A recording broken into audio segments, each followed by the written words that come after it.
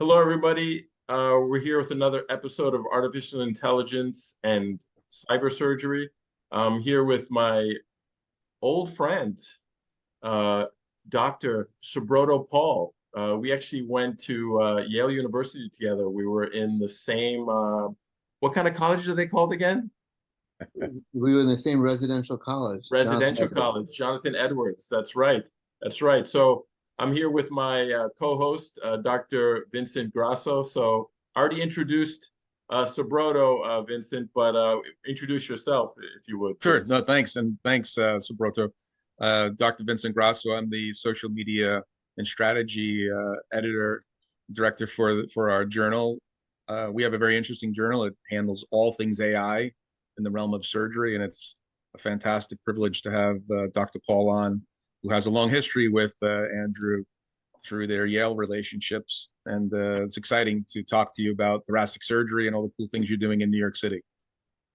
Well, So, thank you. so No, Subroto, no, you may have more of an influence in my life than you actually think. So my daughter is a fencer, partially because of you. Wow. nice, nice. So when I was in college, I saw Andrew with all this fencing stuff going to, I guess Pain Whitney Gym, and And I'm me, like, yeah. I can't do that. So when I had a daughter and I moved to New York City, we lived 10 blocks away from the Sheridan Fencing Academy, and Wow. he passed by it, and I'm like, I'm gonna have my daughter do this because I knew this cool guy who did it, and then literally 30 years later, we operated together. Remember, we did a robotic esophagectomy, laparoscopic esophagectomy together. So, Absolutely. everything comes full circle. Absolutely. Absolutely. That was at I can't remember the name of the hospital. It's a big It's St. Barnabas hospital. Medical Center. St. Barnabas, of course, of course. Yeah, yeah. Those were it was a nice hospital actually. I was impressed with that hospital. It was a very nice hospital, and I think I just thought it was coming full circle that you and I met when we were essentially teenagers Yeah. in the 90s, Yeah. and Oh gosh. 20, literally 30 years later, you and I are operating together. So it's you never know where life finds you, and never know where life leads. And I think this is also kind of fitting for what we're talking about is like you never know where innovation leads, and Yeah. where the what you think is possible in at one point and what has actually becomes possible can sometimes accelerate very quickly. It's not a linear process, and I think we're currently in this realm in surgery where kind of the interface of computational biology and engineering is all kind of coming together at once, and you're not seeing like just a stepwise increase in technology in surgery, but like a jump. And I think you see that from time to time. Nothing changes and everything changes all at once. Yeah, no, that's one of the best things about this field, of course. It's like I've gone through so many revolutions in this field that it's I used to have a talk about minimally invasive HPB surgery, and I called it the last frontier, and I always laugh at how like absurd that statement is, right? In the sense that we're constantly there's always a next frontier. There's never a last frontier, and it's really been exciting to have There is you no final frontier. I'm a Trekkie, so there is no final frontier. It's exactly. always right. I think truly the only limit is the human mind of what we can and cannot do. Who knows what people are going to come up with? Oh, I love that you're a Trekkie. I didn't know that. We're in heaven right now with Picard and Strange New Worlds and Discovery. It's like, Yeah, it's an interesting world, and I think if you go back and you look at how technology is evolving, a lot of the things that we have now are things that you saw in sci-fi, yeah, in the 60s and 70s. Pulling absolutely. up, when you're up, like, I mean, I had a StarTAC phone in the late 90s, Uh, and I was using it in India. I was like in the middle of some rice field talking to my mother, and I'm like pulling it on, talking to her, and she's in New York at this point. And I'm right. thinking, this is just like out of Star Trek. They'll, I mean, soon they have to just beam me up, so I can go back and forth. But I think if you really think about how surgery is progressing, for example, you know they have a holographic doctor on Star Trek, right? I forgot the Absolutely. guy's name. Yeah. And he's an AI, all Yeah. right? It's an artificial Absolutely. intelligence, and he's He's done things for, the ultimate avatar, right? Dr. right. Avatar. Yeah. Yeah, he's the ultimate avatar. And I think, we're getting to the point where we're not going to have that, at least not probably in my lifetime, but we're getting to the point where there's, an ability for artificial intelligence to help us in the operating room and help patients so we can take care of them faster. So, I think it's an exciting point to kind of, where all these technologies meet. It's like, it makes my fanboy teenage dreams come true. Not too long ago, I can't remember if it was during COVID or right before COVID, but I rewatched the original series of Star Trek, and I was shocked.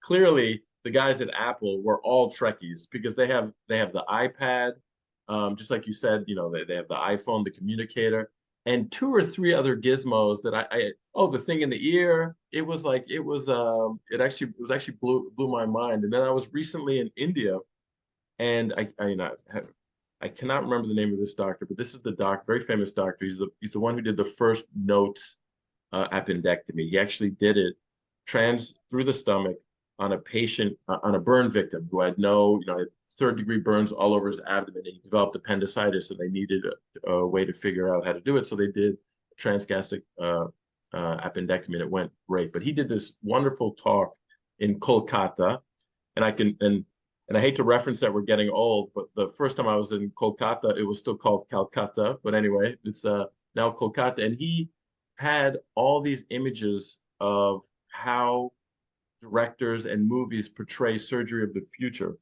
Mm-hmm. And just like you say, how it inspires people to dream and to try to do these wonderful innovations. So there's really an important union between science fiction and actually what we as researchers and doctors develop. So keep going to the movies is what I'm trying to get at. Yeah, Trying to tell you. you can only predict the future if you invent it. Yeah, where in Kolkata were you? That's where my wife's from, and that's where I'm from as well. Oh, I you're speak kidding. Bengali. Yeah, I So speak Bengali. so you don't remember, but one of my roommate for 3 out of the 4 years at Yale was a guy. His family was originally from Kolkata. So when we graduated Yale, actually a group of us, we did a tour of India for about 5 weeks. We started there in Kolkata, and anyway, I'll skip that. But then years later, I was invited to speak, and it was in a new part of Kolkata that didn't exist when I was there. It's kind of more, it's a newer Salt part. Lake. Yes, that sounds familiar. But I visited the burial site of Mother Teresa, so I was also there. There's also this goddess with I think she has black skin. What's Uh, did you, Kali. yeah. So I went Yeah, to her temple, and I and went I to and Kali I Temple. and I Hmm. looked at her. Apparently, we locked eyes with her avatar, actually. Yeah, Kali Temple. I know where that is. I've been there as well. My, Yeah, yeah. my mother-in-law takes me there when I go. Yeah, they Well, do. Go ahead. I was just going to say, Kolkata has changed dramatically. I mean, it's literally Oh yeah. been over 30 years. I mean, it was like so modern, so hustling and bustling, and it was fantastic. I was really I impressed. I look at innovation in the way or how far countries come by seeing if they have a Porsche dealership. So, so the so Kolkata has a Porsche dealership now. I don't know how they drive it on those roads, but they Yeah, got a yeah, Porsche dealership. So I was born in India. I came here when I was 2, and the next time I went to India, I was 5. I remember some of it, and then the next time was when I was 30. I was visiting my wife's family there, yeah. and I land there. I'm like, wait a minute. I'm like almost like in a metropolitan city. It's just a continual advancement. And I've actually been in some of the heart hospitals there, and Yeah. they're very advanced in terms of what they Oh, yeah. cannot do. Um, Yeah. sometimes not having a regulatory body looking over you all the time is helpful in advancing things.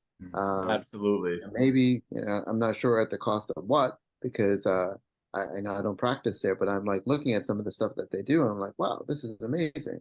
And you wouldn't think that they could actually do a lot of the stuff that, you know, that they do in surgery. So I But think your notes is an example of it, right? Well, also laparoscopic Whipples. When I finished my training, I was working with Michel Gagne, and I wanted to learn how to do laparoscopic Whipples. And there were two places at the time that I could go to.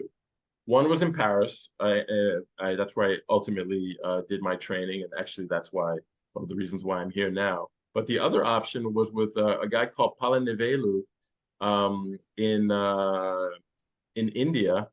I want to say Chennai, but I think It's in South India. yeah, it's in South India. But I had to fly into Chennai, and it's the main city just below that. But that's eluding me right now. But I mean, their hospital was beautiful. I Mhm. mean, it's what I imagine the Mayo Clinic looks like. I mean, literally the nicest hospitals I've ever seen. Some of the nicest, if not the nicest hospital I've ever seen in this is India. Well, I Absolutely. think And of course, I've also seen the public hospitals, which I've operated on. It's a tale of two cities, which is right. unfortunately that's what we have here in many parts of Europe and in America, as we all know. Yeah, it's if you really look at some of the Indian hospitals, particularly the Apollo hospital system in India, they they're actually focused on patient-centric care. You come in, you you get greeted by a coordinator, and they take you around, get all your tests, and at the end of the day, you have a plan for whatever you need. So it's I think we're catching up. That's what we're trying to do with our navigational system and stuff like that. But in many other parts of the world, it's already been done and piloted. So you can learn from learn from sometimes a third world nation. So Vincent, I know you know a lot about patient avatars, and it's one of your interests. And you know about this company Proximy, which is using essentially the internet to enable remote hospitals or really just hospitals around the world to share experiences and know-how and what have you. How do you see that evolving in the future, in the near future? We don't have much time left, but Yeah. we have a little time left.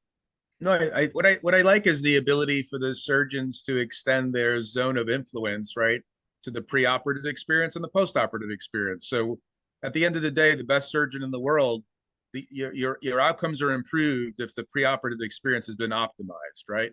And then the 30 days after, if the care coordination is really good, then you get better outcomes because things have been, they're being handled correctly.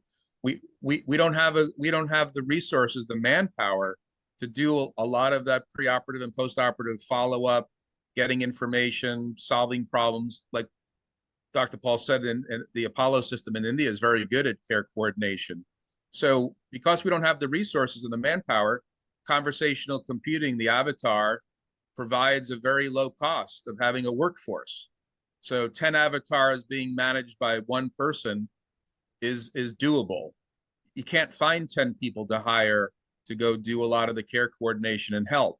So it's really there's really a big economic advantage to having a hybrid workforce, humans and avatars working together under the control and monitoring of the humans, but they can scale and they're multilingual and they're omni-channel and they have longitudinal memory and they have all those attributes that none of us, we don't have longitudinal memory, all the way out for 6 months. You don't remember what you talked to somebody about 6 months ago on a Absolutely. call, Yeah. but they Yeah. do. They remember, and that's all leverageable. And they can also give that knowledge to quote the new onboarded employee.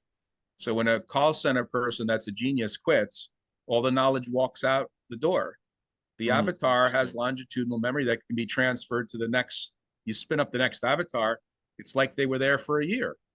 So, we as surgeons maybe need to get more involved with the ecosystem before and after the operating room experience, right? I To totally help, agree. you know, just to do You're it. as only as good as the postoperative and preoperative Yeah, care. Like, I Oh, mean, for absolutely. example, nurses make all the difference, right? Immediately post-op and taking care of your patients after you operate and getting them out of a bed, teaching them how to use the incentive spirometer, controlling their pain. But once they're discharged and they go home, they don't have that. And before they yeah, come into the hospital, they don't have it either. If you think about it, or, since we were making some movie references, medicine is going back to the future, meaning at some point there's going to be an episode of care that's given in a hospital or an ambulatory care center, but the rest of the care is going to be from home. Right. Hospital at home hospital or hospital at home is, I think, the phenomenon that's taking place, where you could probably set up like a mini ICU or a mini step down unit in someone's home, with people and proper attention. But I think that's where things are headed to. In New York City, there's models where they have kind of like specialized kind of ER or urgent care settings. You pay a fee and you go in and you skip the line at the doctor. Obviously, that's for the kind of the well-to-do, but I think that's where a lot of these urgent cares are now picking up Sure. steam, like City MD, for example. And I think in the near future, I can see you send patients home, say after a robotic lobectomy, they have a tube, but all the monitoring is done at home as soon as their immediate risks in the hospital are minimized. And patients probably would get better care. At least they wouldn't get waken up by the nurses at 5 a.m. and then me by 6 a.m. They get some sleep, which is probably what everybody needs to get better anyway. Absolutely, absolutely. That always broke my heart having to wake these patients up at 4 in the morning to do rounds when I was a resident. Like cruel and unusual. So Yeah. we're running low on time, but I wanted to give you time, Subroto, to tell us about your new gig. Where are you now? You were in New Jersey, and now where are you? So I'm the chief of thoracic at Lenox Hill Hospital. I made the move in May of last year, and I I like my other job, but this was a great opportunity to be kind of in the forefront of of medicine and surgery. Northwell, who is the corporate entity behind Lenox Hill, they're very progressive. We are trying to make healthcare smarter and efficient day by day. I'll give you examples. Just this Friday, we were talking about a lung nodule program. So, you get a CAT scan, you have a nodule. A lot of people do, but sometimes these nodules can be cancerous, and even in non-smokers. But which ones are going to be those that are cancerous, and which ones should we worry about? And also, you get a CAT scan done in the ER. What if no one tells you about that, and you don't know about it, and something's growing in you? So there could be an incidental finding that works out. So we were talking on Friday about developing a deep learning algorithm / AI about picking up nodules from the reports and putting it in a database and doing it throughout the entire our health system about that. Oh my God, And absolutely. It so has to be the future. so it's a there's innovation involved in that. And in terms of surgical stuff, we use, obviously everybody uses robotics to a certain extent these days in minimally invasive surgery. But we're trying to kind of push the envelope, trying to figure out if you can use radiomics, for example, as we were talking about with our colleagues, to figure out which nodules should be resected, and working with our industry partners to figure out if we can localize the nodules real time 3D, like like an AR environment, augmented reality environment in the Da Vinci itself, so you can see where the nodule is. Because obviously in robotics you can't go put your hand inside and feel it. So where the nodule is, kind of by augmented reality and being able to take it out. That way patients have shorter operative times, more accuracy in taking out the nodule. So there's a lot of innovation that's happening, and it's good to be, as I like to say, on the tip of the spear of the innovation. So you actually wrote a nice article for us, the Cassandra paradox, if I remember correctly. Can you briefly, in the last few minutes that we have, can you briefly explain what the Cassandra paradox is and why you use that term? So Cassandra could predict the future, but if she did predict the future, people would think she's nuts or crazy. So if you are using radiomics, these prediction tools, essentially looking at a scan and taking information from the scan out to make predictions about what's going to happen in your clinical course, and people might think you're nuts. So the example I would be is saying you take a photograph of a happy couple on their honeymoon. There's a lot of subtle images in the patient and not the patient, in the couple's eye movements, their facial expression. If you take all those down, make them into zeros and ones, and kind of get try to get data out of that. If you can use that data to predict whether they're going to be together in 20 years or not, or get divorced, that would be a powerful predictive tool, right? Doesn't You're trying to predict the future doesn't mean it's going to be the future, but if you had a 90% accuracy, maybe the 10% of the people that are going to get divorced, you're going to tell them, hey, you better work on this, this, and this. If it's the same concept with radiomics, you're taking a CAT scan picture, taking all the little features out of it, whether it's whether the image is dark and Speculated, distant or calcified. light, Yeah. right, and then trying to predict something. So if you start predicting, well, this may be a cancer in 10 years that kill you, people are gonna say, other doctors might say, well, you're nuts. You don't know that. Are you gonna really want to treat this patient or operate on this patient?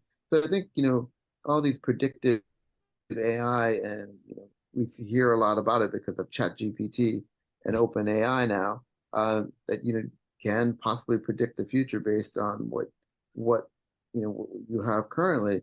It's going to create some trouble ethically with what we do with patients. Like, if you can predict if someone's going to get Huntington's disease, which we can based on a genetic test with accuracy, do you not give them health insurance?